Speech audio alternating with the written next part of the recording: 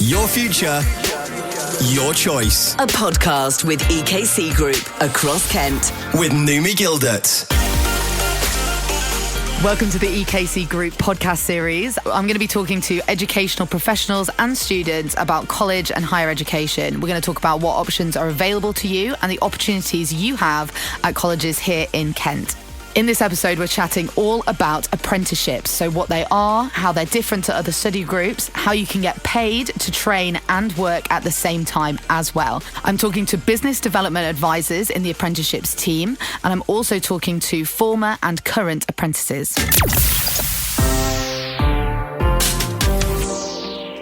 So how is an apprenticeship different to other study routes? Is it mainly just that you're on the job, you're getting paid, you're getting that bread? Yeah, so you're on the job. The difference is that you have a mentor alongside you, so you'll never be left on your own. Basically, you'll be learning with the employer to gain that qualification at the end, and you also come to college either once a week or once a month, depending on the qualification. And when you're at college, do you have to do coursework? Do you have to do reports, or is it kind of just like supplementing your work at your placement? So when you're at college, you'll be doing your theory side of the course, really. So, there'll be coursework that you'll be doing at college. Everything you'll be doing on the job, you'll be gaining, gathering together as part of your work-based portfolio. So, and you also obviously be set homework and so on as well. So it's quite full on, really doing a full-time course technically and a full-time job combined. Question for you, Taylor. The main kind of attraction, I think, for a lot of people to do an apprenticeship is the idea of a paid job alongside it. But how else do you think that they're different to other study routes that people might not really consider at face value? Obviously, they're getting paid for their day-to-day job, getting paid the minimum is £4.81 that they can get paid. Employers choose to pay more than that. The difference, obviously, between an apprenticeship and say going to university, the traditional route after leaving school, leaving sort of sixth form, is that hands-on experience. You're working. There's a lot of jobs that you can go straight into, like carpentry, for example, and doing an apprenticeship as a carpenter compared to going to university is completely different. You would be learning on the job. You can start at a young age, and there's just a lot more opportunity with an apprenticeship. I know obviously you've got a different lifestyle when you go to university, but you're earning and learning at the same time with an apprenticeship. I love how literally it's the best tagline you could ever think of that just automatically comes up, isn't it? Earning and learning at the same time. Advertisers only dream that they could come up with a tagline like that. Question to Blue, what can you study an apprenticeship in?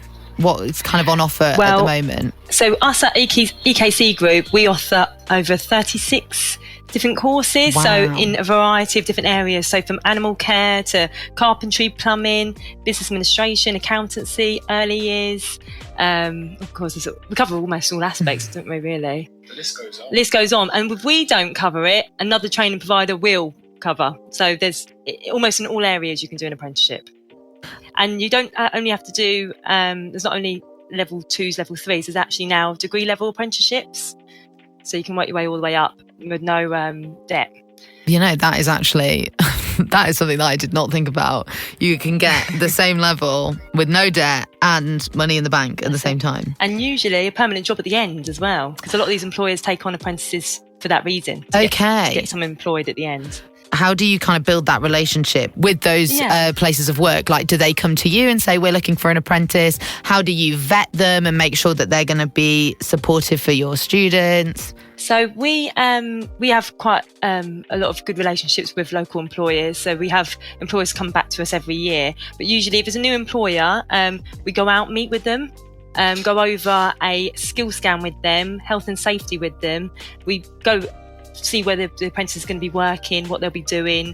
So really make sure they're going to be in a safe and a good environment where they're going to complete their apprenticeship. And then we do the screening for the role as well. So we would pre-interview the students for the employer and then only send over the best candidates to them because we've met the employer and we know what they're looking for. You've got 2 days of college a week. You've got coursework to do for your college and your qualification. Is there anything that you need to do for when you go to work as your apprentice? Do you have to like write a report, show that you're applying your skills in that environment? Or is it kind of a more independent experience that separates it? Basically, like, how integrated is the learning into the earning? So it is most of them are 1 day a week. We have the odd sort of 1 or 2 that are 2 days a week. Some are even once a month that they would come into college. Others are sort of more our team leader, operations manager. They're once every 2 weeks, but just for a half day. But when they're on, if it's a carpenter, for example, if they're on site, they will be building a portfolio that goes towards their endpoint assessment. That's the end part of their apprenticeship, where all of the qualification, their skills, knowledge, behaviours all get put together, and that's where they get the qualification. They'll have someone working with them all the time, so they'll constantly be supervised, have someone with them that's going to be training and teaching them along the way to help build that portfolio and to get the qualification overall. Amazing. And then that person working with them, are they kind of like also a supervisor, so they can go to them if they have any questions or need any support? Yeah, of course. That would be their mentor. That would be their assistant, their buddy, anyone that they can go to, and they'll have a lot of support with that person. So they're essentially their line manager, and they've also got a lot of support from the assessors and the trainers and us as a college. Amazing. A question for Blue. Where can an apprenticeship lead to? Obviously, you did an apprenticeship and now you're in education. So I'm excited to hear about your journey and where apprenticeships can lead others as well. So when I did my apprenticeship, I did the business administration level 3. So that was quite a good foundation course because it covered all aspects of customer service, finance, sales, just being good people skills and so on. So mine led, I took the route into recruitment for apprenticeships, but it all depends on what qualification a student does. So for example, we've had an apprentice that has done carpentry, and then they've gone on to do site supervisor, and now they're doing sort of the management qualifications, so managing a site. We have ones in finance that work all the way up to be a qualified accountant.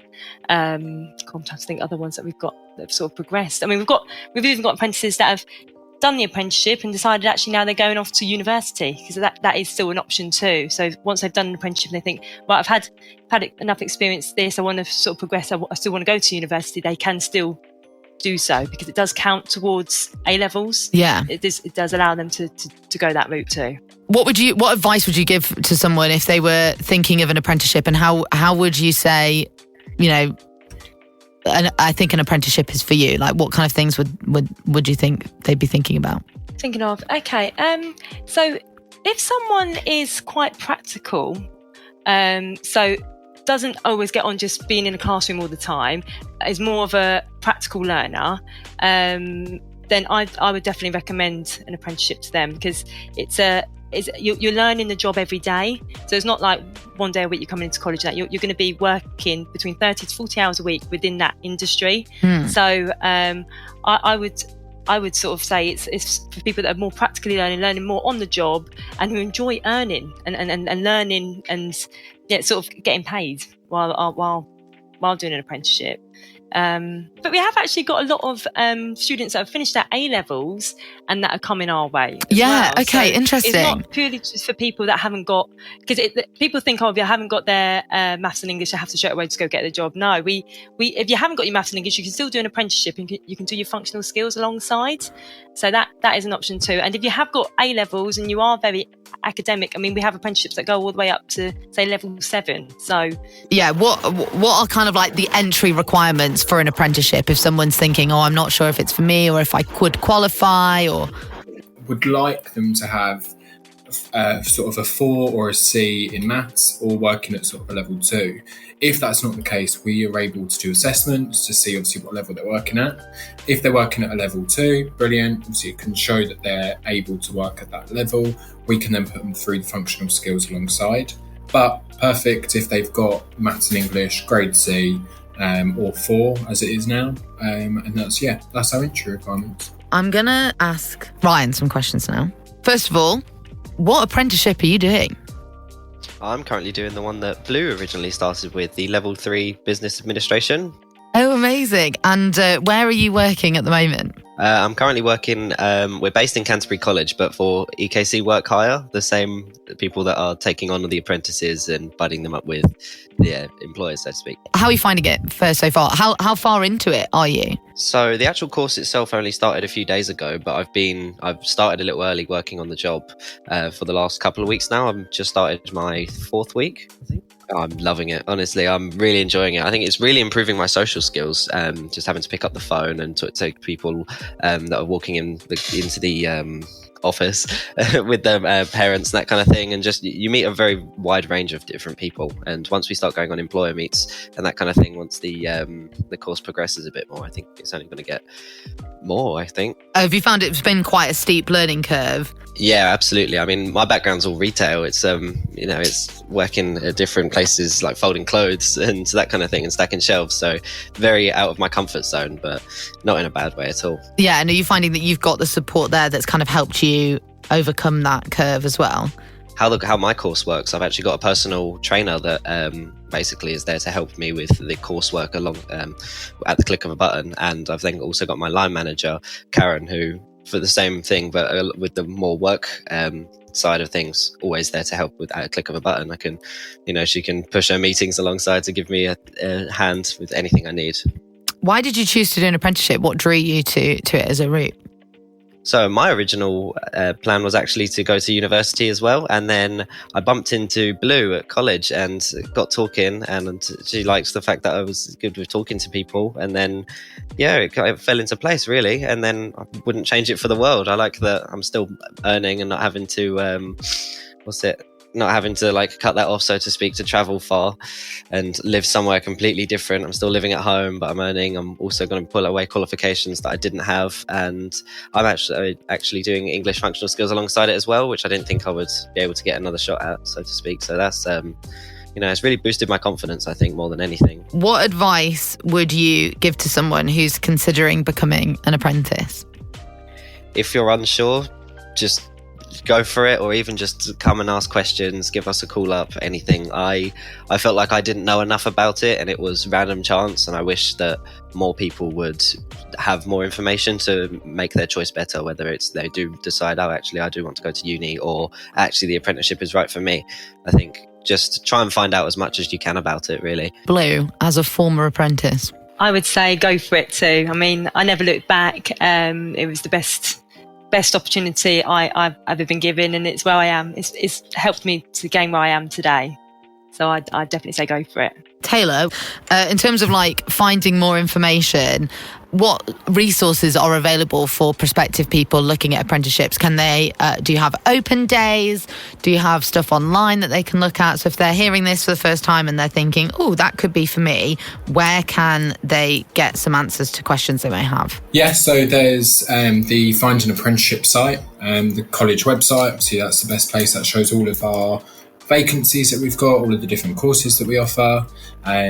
We attend a lot of careers fairs. So we've been to Leescliffe Hall in Folkestone.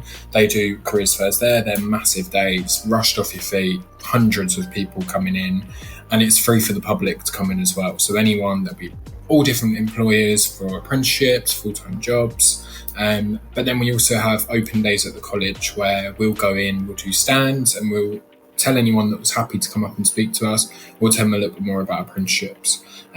We have freshers fairs, so they're coming up in September. They're at all of our campuses, and we will be there at the forefront of it, letting people know about apprenticeships. It's just sort of over the phone, online, where we advertise as well. Facebook and Instagram are big places that we advertise. But yeah, main place that you can look is Find an Apprenticeship, which is a government site.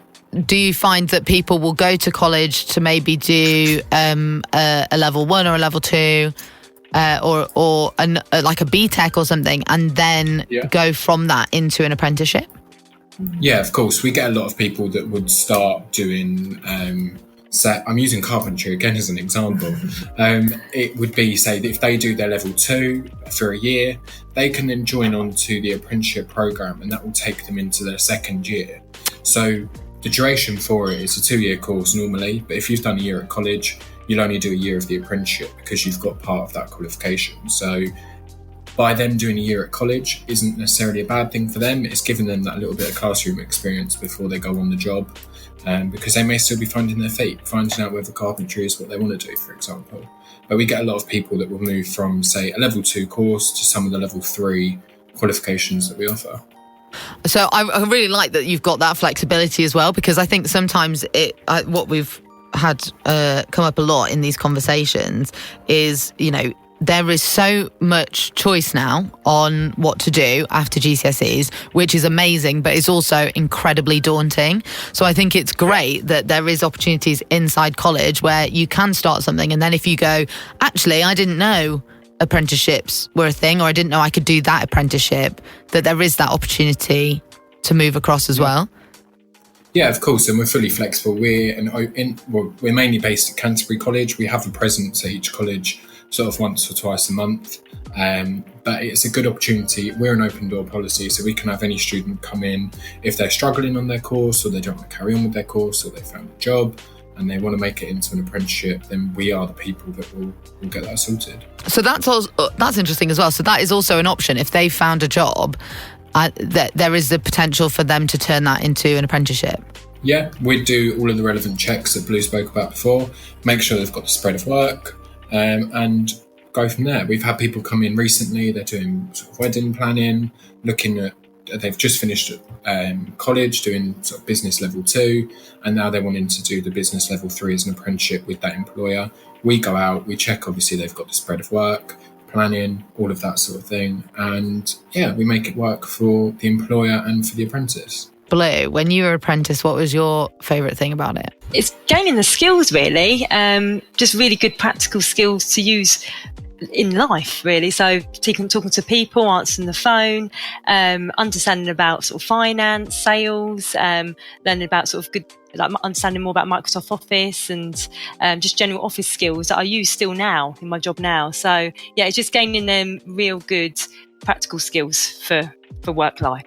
And what do you think was the most challenging part for you? So most challenging?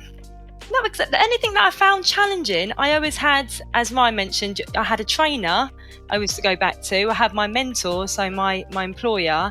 And also, the good thing about an apprenticeship is that you're in a class with other apprentices doing the same course as you. So you have your peers to fall back on, and you're doing the same course as them. So you've got full support. So anything I did find challenging, I've always had someone to go to.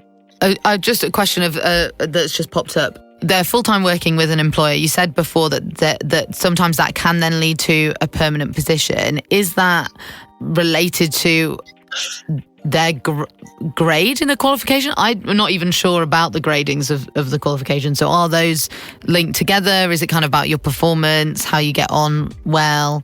Yeah, it's just about the apprentices' overall performance, so making sure that they're turning up on time, they're getting the work in on time, and then going through each unit, making sure they pass each unit until they come to their endpoint assessment. The endpoint assessment is where we arrange for an external examiner, basically comes out to see them, so they won't have that relationship with this person. It won't be their mentor, and then they come out, they see them on the job, there'll be an interview involved, there'll be probably a project they need to speak about, there'll be an exam involved. There's a variety of different things they need to do to pass this EPA, and then at the end they pass it, either pass, merit or distinction. And then after that, usually an employer, if all's been really well with them and with the employer, they usually get offered a permanent position. They may even get offered the next level up of their apprenticeship, but it's up to the apprentice as well. If the apprentice is ready now to move on or do something different, then they can do that too. It could be, with what obviously Blue was saying with the permanent position, it could be obviously they go on to do a different course, but rather than doing sort of the level up, so again, carpentry, if they've gone from level 2, they can go to level 3. But if they work for a big construction company and decide that they want to sort of they want to be multi-skilled, they can go on and do, say, an electrical, they can do a plumbing course. And that is still stay within the same company and do another apprenticeship just to gain more experience in different fields. So there's no sort of limit to how many apprenticeships you can do, really. It just depends how much time you've got on your hands and how committed you are to it. So you could do sort of 3 or 4 apprenticeships, one after the other. And like we said before, no university debt, and it's all you're getting paid, or you earn while you learn.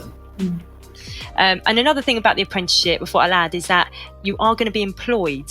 So you're going to be on PAYE. So you'll have the regular hours each week, between 30 to 40 hours. And you also get the day that you come to college paid, and you also get holiday pay. You're treated like a normal employee. Amazing. So you get all the perks of being an employee, but also a student as well. So you'll still get student discount. If you wanted to go on any student trips, join any student groups, you get all that as well. So you get the best of both worlds. So that wraps up our episode on apprenticeships. There are more podcasts in this series available online. Just go to kmfm.co.uk to check them out. Your future, your choice. A podcast with EKC Group across Kent. With Numi Gildert.